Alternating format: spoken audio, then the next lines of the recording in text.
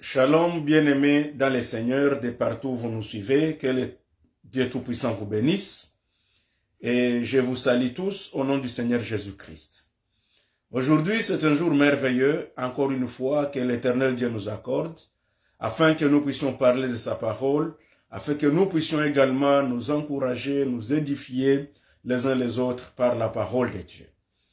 Pour ce faire, nous allons lire ensemble le psaume 34. C'est là où nous allons trouver notre exhortation de ce jour. Nous lirons également quelques passages dans le psaume 33, mais nous allons plus nous focaliser sur le psaume 34. Nous lisons au nom du Seigneur Jésus. Je commence au verset 2.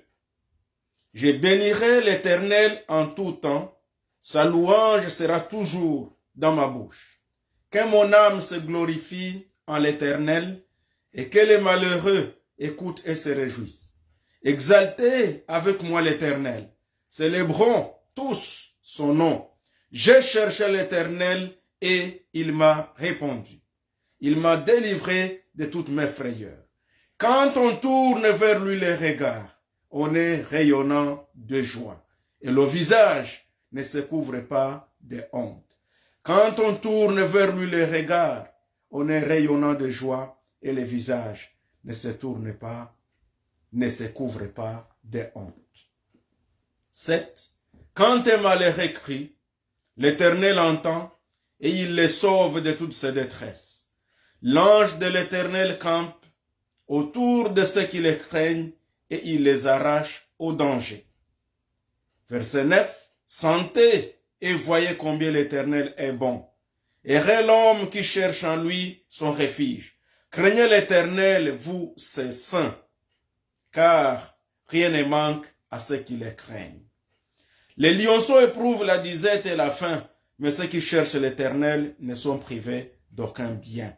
Venez, mes fils, écoutez-moi. Je vous enseignerai la crainte de l'Éternel. Quel est l'homme qui aime la vie, qui désire la prolonger pour jouir du bonheur? Préserve ta langue du mal et tes lèvres des paroles trompeuses. Éloigne-toi du mal et fais le bien. Recherche et poursuis la paix. Les yeux de l'Éternel sont sur le juste et ses oreilles sont attentives à leurs cris.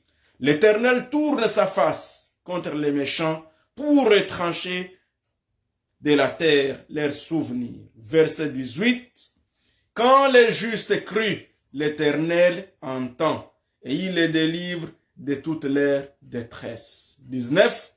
Et c'est là que se situe le sujet de mon exhortation de ce jour. L'Éternel est près de ceux qui ont le cœur brisé et il sauve ceux qui ont l'esprit dans l'abattement. Enfin, les malheurs atteignent souvent les justes, mais l'Éternel en délivre toujours. Il garde tous ses os, aucun d'eux n'est brisé. Les malheurs tuent les méchants et les ennemis du juste sont châtiés. L'Éternel délivre l'âme de ses serviteurs et tous ceux qui l'ont pour refuge échappent au châtiment. Que le nom du Seigneur soit béni. Aujourd'hui, nous allons parler d'une exhortation qui est venue dans mon cœur. C'est au verset 19. Nous sommes dans le psaume 34, où la Bible nous dit, c'est 19 et 6, mais à cœur, c'est deux versets et ne les oublie pas. 34, verset 19. La Bible dit, l'Éternel est près de ceux qui ont le cœur brisé. Et le verset 6, quand on tourne vers lui les regards, on est rayonnant de joie et le visage ne se couvre pas de honte. Seigneur notre Dieu, nous te rendons toute gloire. Nous te présentons cette exhortation de ce jour. Qu'à travers ta parole, Seigneur, que tu puisses réconforter tes enfants, que tu bénisses tout un chacun de nous et que tu nous parles en ce jour d'aujourd'hui au nom de Jésus-Christ. Amen. Quand nous venons de lire le psaume, c'est un psaume qui a été écrit par David et il a écrit lorsqu'il a été contrefait par l'insensé en présence d'Abimelech et qu'il s'en alla chasser par cet insensé. Et ceci, ces premiers versets-là est tellement important et même introductif de notre enseignement, puisque nous allons parler des blessures. Et ici, nous avons lu un verset qui dit « L'Éternel est près de ceux qui ont le cœur brisé ». Quand je parle des blessures de l'âme, des blessures du cœur, c'est que la chose la plus importante, quand j'ai fait ma méditation, que j'ai comprise, c'est que quand nous recevons Jésus comme Seigneur et Sauveur, que tu le veuilles ou pas, nul ne verra le Seigneur sans avoir eu des blessures. Le Seigneur Dieu lui-même a permis que Jésus-Christ, son Fils, puisse être blessé. Et nous voyons Jésus, lorsqu'il est ressuscité, dans Jean chapitre 20, du verset 24, quand vous allez au verset 29, lorsque Thomas a manqué la confiance au message que les autres venaient de lui dire, que Jésus était ressuscité, Thomas, le didyme, répondit aux autres disciples, que si moi-même, je ne vois et je ne touche sur sa main et son côté, là où l'on l'a percé, donc si moi-même je ne vois pas les blessures sur lui, je ne croirai pas qu'il est ressuscité. Donc si moi-même je ne vois pas là où il a été percé, je ne crois pas qu'il est ressuscité. Je nous invite donc, bien aimés dans le Seigneur, à comprendre que le Seigneur Jésus est monté au ciel. Parce que lorsqu'il est ressuscité, lorsqu'il a apparu encore une fois aux disciples, en présence cette fois-ci de Thomas, les didymes, Jésus-Christ lui-même a dit à Thomas, Thomas, avance, mets ton doigt ici, sur ma main et sur mon côté. Et la Bible nous dit, lorsque Thomas a vu la blessure, lorsqu'il a vu la plaie, lorsqu'il a vu qu'effectivement le Seigneur était blessé, qu'effectivement là où le Seigneur était percé dans les côtes, il voit, et il voit même la couronne, là où il avait eu des plaies, à cause de la couronne d'épines. Alors Thomas a cru. Et cela nous a beaucoup interpellés, et ça continue à nous interpeller, à comprendre que, en tant qu'enfant de Dieu, en tant que serviteur de Dieu, tu ne peux pas nier que toi tu iras au ciel sans blessure. Malheureusement, c'est à cause de cela que beaucoup d'enfants de Dieu manqueront également le ciel, parce que beaucoup de serviteurs de Dieu, beaucoup de chrétiens prêchent un évangile autre que celui de la croix. Or, l'évangile de la croix nous présente Jésus sur la croix. Ça nous présente Jésus en train d'être blessé. Ça nous présente Jésus injurié. Ça nous présente Jésus qui est humilié. Ça nous présente Jésus sur la croix où on crache sur lui. Mais également, ça nous présente Jésus qui est en train de pardonner. Ça nous présente Jésus qui est en train de pouvoir nous donner le salut éternel. Ceci donc nous amène à comprendre que les blessures font partie. Les blessures font partie de l'héritage des enfants de Dieu. Et la Bible nous dit que quand les justes crient, l'Éternel entend et il les délivre de toute leur détresse. Donc les justes traversent des moments de détresse. Les justes connaissent des moments difficiles. Il nous arrive en tant qu'enfants de Dieu de nous trouver dans des moments de blessure, de brisement. Et la Bible dit, l'Éternel est près de ceux qui ont le cœur brisé. Si la Bible dit que l'Éternel est près de ceux qui ont le cœur brisé, c'est qu'effectivement, il arrive des moments où les serviteurs de Dieu, où les enfants de Dieu sont brisés. Et ici, quand je parle ici du cœur brisé, je vais parler donc d'un cœur blessé, d'un cœur qui pleure, d'un cœur plein de larmes.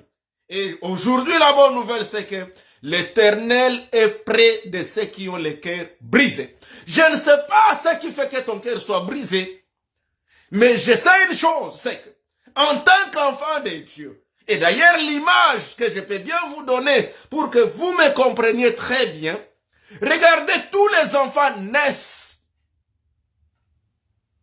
Quand vous naissez très bien, même quand vous grandissez, il est difficile qu'il t'arrive à un certain âge sans avoir une plaie.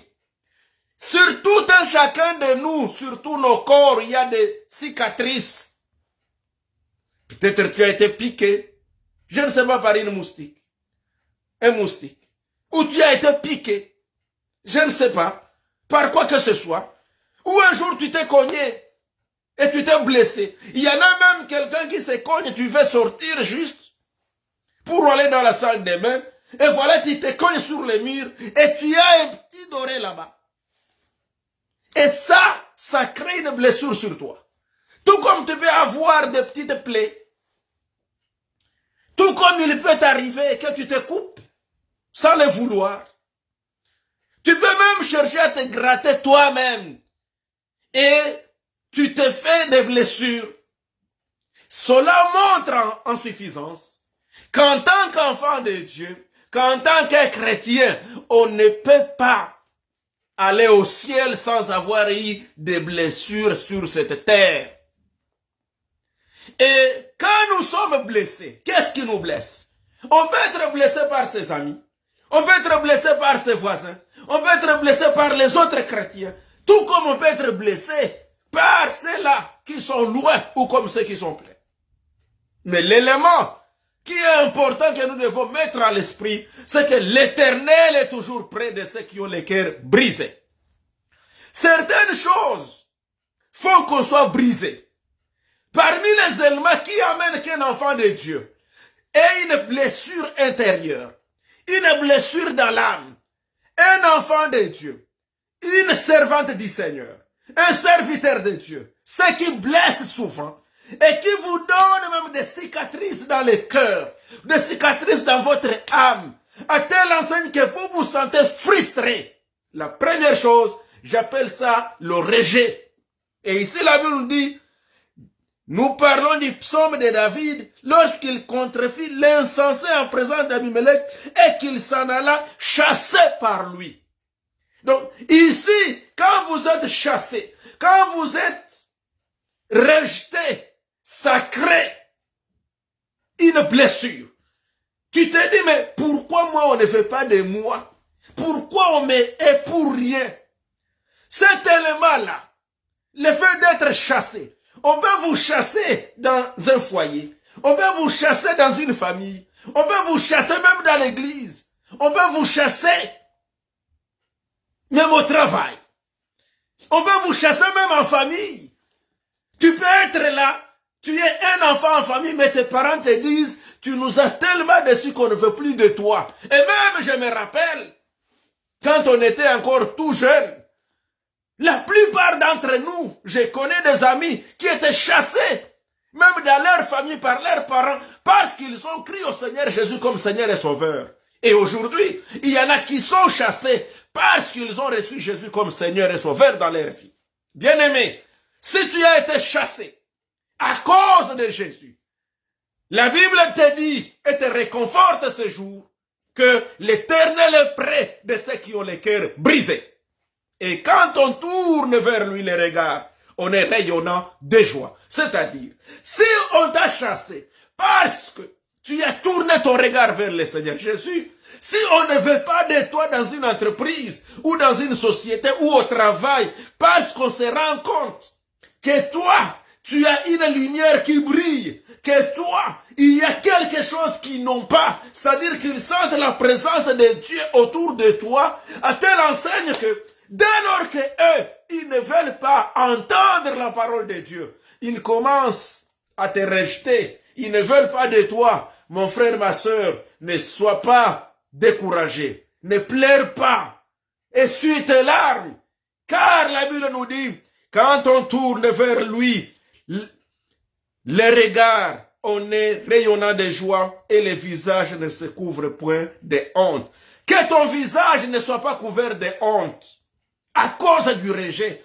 Parce qu'effectivement, quand on est rejeté, on se sent humilié, on se sent dans l'opprobre, on sent la honte. Et là, quand on sent la honte, la solution qu'on cherche, on cherche à se retirer sur soi-même. On cherche, c'est comme un escargot. Regardez un peu l'escargot ou la tortue. Quand la tortue ou l'escargot est en train de marcher, lorsqu'il sent qu'il est frustré, lorsqu'il sent qu'il est menacé, il retire sa tête en dedans de lui. Et c'est ça beaucoup de chrétiens. Lorsqu'il est brisé, lorsqu'il a des blessures intérieures, lorsqu'il se trouve rejeté, lorsqu'il se trouve abandonné, il a tendance à se replier sur soi-même. Mon frère, ma soeur, le repli sur toi-même, ce n'est pas ça la solution. Lorsque tu es brisé, lorsque tu es blessé, la solution, tourne ton regard vers l'Éternel et ton cœur sera rayonnant de joie. Lorsque tu te sens frustré, lorsque tu te sens abandonné, lorsque tu sens que tout le monde ne veut pas de toi, ne te replie pas sur toi-même. Replie-toi sur le Seigneur, car le Seigneur est près de ceux qui ont le cœur brisé afin de les réconforter. Et la Bible ajoute, c'est pourquoi David, lui, lorsqu'il a été brisé, lorsqu'il a été chassé, il est allé directement adorer le Seigneur et il dit, je bénirai l'Éternel en tout temps, sa louange sera toujours dans ma bouche. Combien d'entre nous, lorsque tu te sens brisé, et la Bible nous dit dans Jean 14, que votre cœur ne se trouble point, croyez en Dieu, croyez en moi aussi, dit Jésus, car il y a beaucoup de demeures dans la maison de mon Père. Mon frère, ma soeur, que ton cœur ne se trouble point. Je suis encore sur le premier élément qui fait que tu te sens brisé, qui fait que tu sens en toi que oui, moi là, j'ai une blessure à l'intérieur de moi. Et quand tu as cette blessure-là, tu sens que ça vient parce qu'on ne veut pas de toi, parce qu'on te rejette. Regarde, même Jephthé a été rejeté. Ici, nous sommes dans Juge, chapitre 11, si je ne m'abuse. Jephthé a été rejeté aussi par ses frères. Jephthé, on n'a pas voulu de lui. Et d'ailleurs, la raison c'était toute simple. Tu n'es pas un enfant de notre mère. C'est vrai, nous avons un même père, Galad, mais toi, tu as ta mère. D'ailleurs, tu es un enfant hors mariage. Et ce sont là les choses qui font que beaucoup de gens se sentent humiliés, se sentent rejetés. Mais la bonne nouvelle de ce jour, c'est que l'Éternel est près de tous ceux-là qui ont le cœur brisé. Peu importe ce qui a fait que tu sois brisé. C'est peut-être ton mari qui a brisé ton cœur. C'est peut-être tes enfants qui ont brisé ton cœur. C'est peut-être ta femme qui a brisé ton cœur. C'est peut-être ton pasteur qui a brisé ton cœur. C'est peut-être tes membres d'église. C'est peut-être tes collègues serviteurs qui ont brisé ton cœur. Mon frère, ma soeur, ne te replie pas sur toi-même. Bénis l'Éternel en tout temps, car l'Éternel est près de ceux qui ont le cœur brisé. Ma prière de ce jour, c'est que l'Éternel s'approche de toi. Quand il te sent brisé, qu'il s'approche de toi. Lorsque Jephthé était abandonné, je disais, c'est dans Juge chapitre 11, lorsque Jephthé était chassé, parce qu'il n'était pas un enfant de même mère avec ses frères, Jephthé est parti et la main de Dieu était avec lui. Je me rappelle que même Ismaïl, avec sa mère Agar, ont été chassés. Mais le Seigneur avait donné une promesse. Même vous, je serai avec vous. Même toi, je ferai de toi une grande postérité. Je te bénirai. Et regarde bien, le Seigneur est parti, même avec Ismaël. Ismaël n'était pas un enfant de Sarah, biologiquement. Mais dès lors qu'il était aussi un enfant d'Abraham, il a eu aussi sa part de bénédiction. Nous continuons notre lecture. La Bible nous dit, quand un malheureux crie, parce qu'effectivement, lorsque tu te sens rejeté, tu te vois comme malheureux. Mais non, sors de cette façon de te voir. Mon frère, ma soeur, ne te vois pas tel qu'on te voit. Vois-toi tel que Dieu te voit. Beaucoup de gens ont détruit leur vie parce que ils ont cru à ce que les gens disent d'eux. Ne crois pas à ce qu'on dit de toi. Crois en ce que Dieu dit de toi. Crois en ce que Dieu a mis en toi. Et la Bible nous dit, au verset 8, l'ange de l'Éternel campe autour de ceux qui les craignent et il les arrache au danger. La deuxième chose qui fait que beaucoup de gens ont le cœur brisé, je viens de parler d'abord du rejet. Tu te sens rejeté. Tu te sens déconsidéré. Tu sens qu'on ne fait pas de toi. Même si on ne fait pas de toi, mais à l'esprit ce jour, il y a un qui a encore besoin de toi, c'est le Seigneur Dieu qui t'a créé. Et puis, pour lui, tant que tu respires, c'est que tu vaux encore la peine d'exister. Tant que tu respires, c'est que pour lui, tu as encore quelque chose à faire. C'est que pour lui, tu es encore important. C'est la raison pour laquelle ce jour, le Seigneur veut que tu comprennes qu'il est près de ceux qui ont les cœurs brisés. La seule chose, tourne vers lui les regards. Et ton visage sera rayonnant de joie. Et ton cœur ne sera plus dans l'amertume. Et le Seigneur te bénira. Deuxième chose, qui fait qu'à un certain moment, on a les cœurs brisés, c'est la trahison. Il y a beaucoup de gens, tu as mis ta confiance à un homme. Tu as aimé quelqu'un. Nous voyons souvent la plupart des femmes. Une femme a aimé son mari en toute confiance. Mais malheureusement, lorsque cette femme découvre que cet homme l'est trompé, que cet homme trichait ailleurs, la femme se sent trahie. Et cette trahison amène à ce que le cœur soit brisé. C'est ainsi que, même quand cet homme arrive à te souhaiter un anniversaire, même quand il amène des fleurs, même quand il amène quoi que ce soit, mais dès lors que tu as été trahi, tu te sens humilié, tu te sens inutile. Mais la bonne nouvelle aujourd'hui, ma soeur, mon frère, toi qui te sens trahi par cela auprès de qui tu t'étais appuyé, on peut être trahi par ses propres frères, on peut être trahi par ses propres amis, il y a des gens qui ont été trahis par leur chef. Ceux-là auprès de qui tu as mis toute ta confiance t'ont trahi. Mais la bonne nouvelle de ce jour, c'est que l'Éternel est près de tous ceux qui ont été trahis. Le Seigneur est près de tous ceux qui ont les cœurs brisés. Et dans Hébreux 2, verset 18, la Bible nous dit, car il a lui-même, laisse-moi vous lire ce verset, pour que vous puissiez comprendre avec moi que l'Éternel est près de tous ceux-là qui ont les cœurs brisés. Vous tous qui avez été trahis, le message est pour vous ce jour d'aujourd'hui. Et la Bible le redit très bien dans Hébreux chapitre 2, verset 18, où la Bible me dit ce qui suit. Hébreux 2, 18, la parole du Seigneur dit, car du fait qu'il a souffert lui-même et qu'il a été tenté, il peut secourir ceux qui sont tentés. Amen.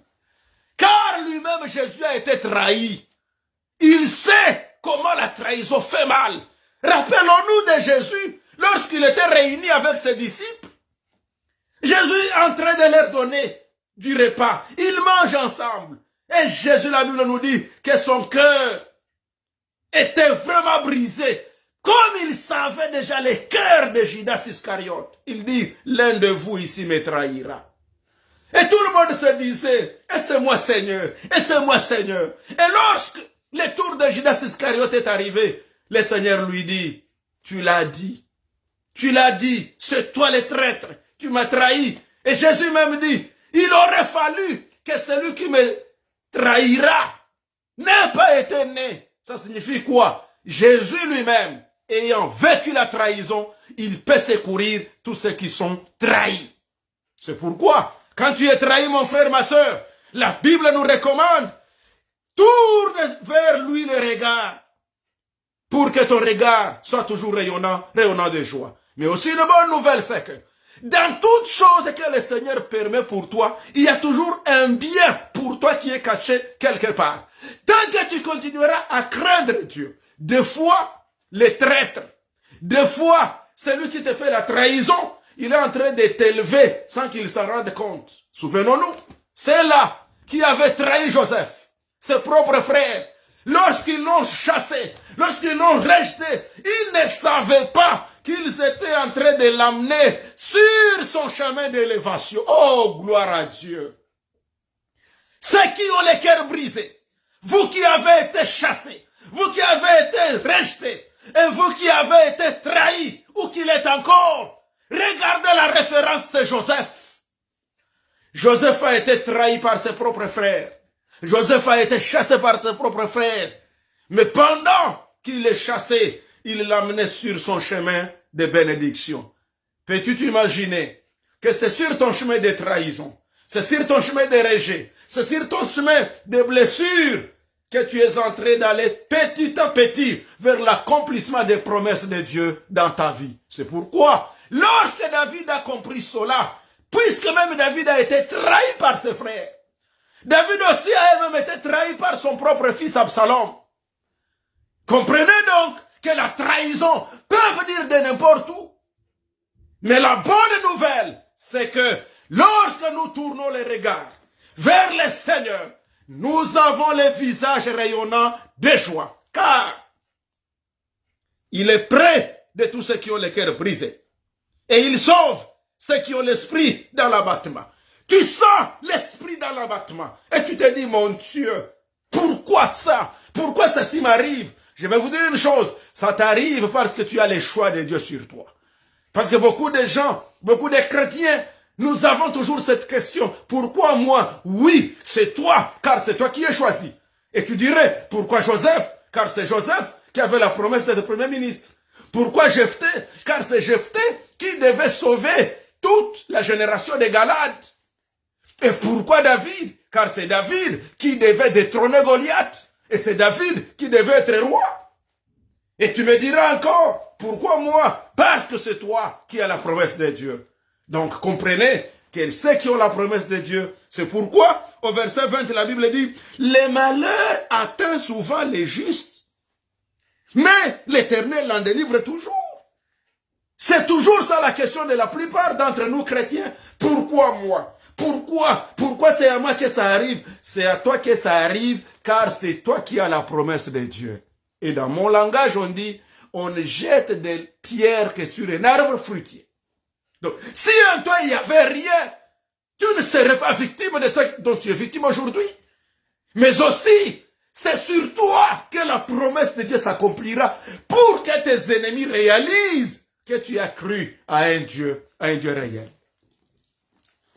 Et ma Bible continue à dire ce qui suit. Sentez, voyez combien l'Éternel est bon. Et l'homme qui cherche en lui son refuge.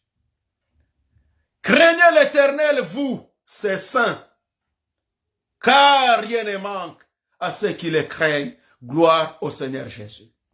Les lionceaux éprouvent la disette et la faim, mais ceux qui cherchent l'Éternel ne sont privés d'aucun bien. Et là aussi, les chrétiens se disent, mais qu'est-ce que j'ai? Tu ne sais pas.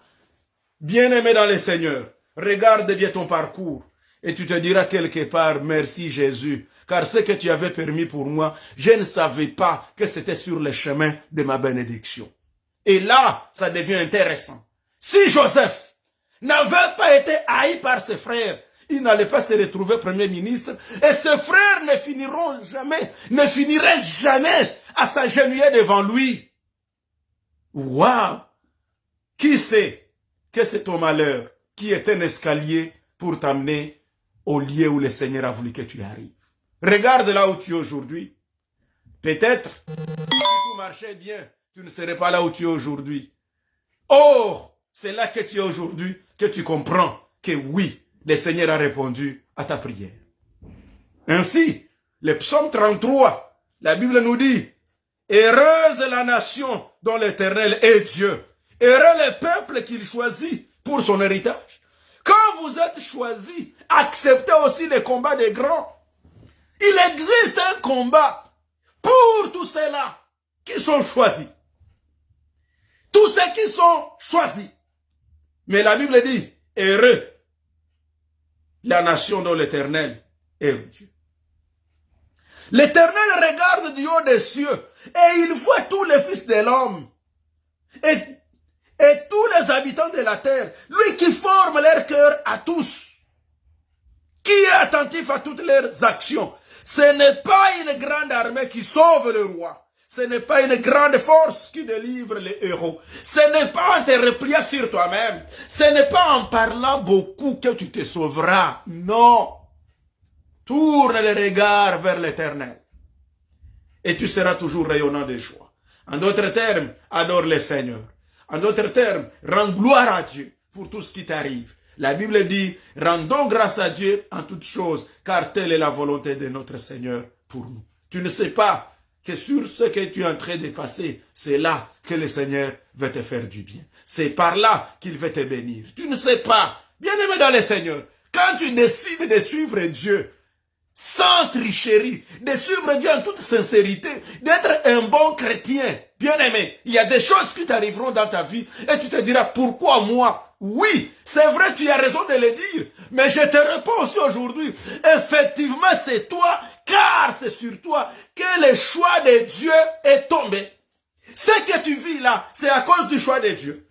Mais une chose importante, c'est que ton visage rayonne toujours de joie. Vous savez, c'est lorsque les sorciers, c'est lorsque les ennemis te combattent et qu'ils te trouvent toujours au visage jovial. C'est là qu'ils sont dans la confusion. Et c'est là que ton Dieu combat pour toi. Et c'est là que ton Dieu te donne la victoire. Le psaume 33, verset 18, la Bible dit, « Voici, l'œil de l'Éternel est sur ceux qui le craignent, sur ceux qui espèrent en sa bonté, afin d'arracher leurs âmes à la mort et de les faire vivre au milieu de la famine. Notre âme espère en l'Éternel. Il est notre secours et notre bouclier, car notre cœur met en lui sa joie. Car nous avons confiance en Dieu son nom, en son nom. L'Éternel, que ta grâce soit sur nous, comme nous espérons en toi, que Dieu nous bénisse. Enfin, j'ai parlé d'un premier élément qui fait qu'on est souvent brisé. Tu sens que vraiment je suis blessé. C'est sur qui tu comptais, il te déçoit. De deux, nous avons parlé de la trahison. La trahison sous-entend quelqu'un sur qui tu comptais, quelqu'un avec qui tu partageais même tes intimités, mais qui arrive à te détruire, qui cherche à détruire ton témoignage. Ça te fait très mal. Mais la réponse est là. Replie-toi sur l'Éternel. La troisième chose, regardez bien aimé dans le Seigneur, ce qui fait qu'on arrive aussi à être blessé, c'est lorsque les promesses tardent à être réalisées. On a l'impression comme quoi Dieu n'avait pas promis.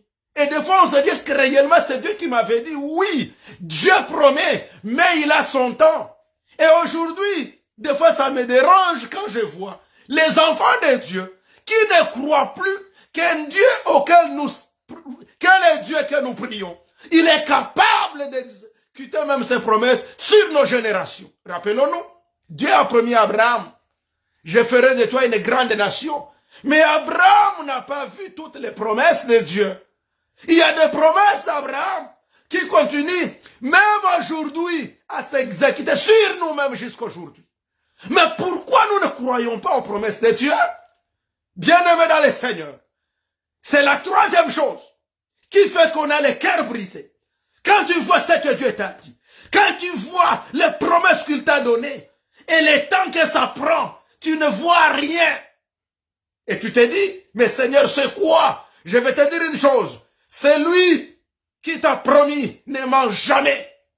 Il le fera. Donne-lui le temps. Il sait le temps. Je parle à tous ceux qui ont les cœurs brisés. Je parle à vous tous qui avez été trahis. Ne vous en faites pas. Nous avons un Dieu dans les cieux. Un Dieu qui essuie les larmes de tous ceux qui ont été trahis. Nous avons un Dieu dans les cieux qui écoute et exauce les prières. Fais-lui confiance encore une fois. Fais-lui confiance. Il est près de ceux qui ont les cœurs brisés. Rappelons-nous que même lorsque Agar fuyait sa maîtresse, Sarah, l'ange de l'Éternel s'est approché même d'Agar. L'ange de l'Éternel s'approche de toi. Au nom du Seigneur Jésus. Les blessures intérieures. Et ceux qui ont les cœurs blessés, des fois, ils ont tendance à blesser même d'autres. C'est ça le comble. Un cœur blessé est prêt à blesser. Mais un visage jovial est prêt à transmettre la joie. Transmets la joie et le Seigneur sera avec toi. Je ne vais pas aller très loin aujourd'hui, je vais continuer prochainement. Mais aujourd'hui, je veux d'abord que nous prions. Avec tous ceux qui se sentent, vous avez un cœur blessé.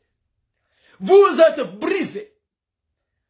Quand tu regardes autour de toi, des fois tu te dis, Seigneur, mais pourquoi je suis né? Mais pourquoi je suis là? Pourquoi j'ai été trahi et je n'ai rien fait? Oui, même ton Seigneur Jésus n'avait rien fait pour qu'il soit trahi. David n'avait rien fait pour qu'il soit trahi par les Doeg et les autres. Vous savez, il existe des hommes comme Doeg.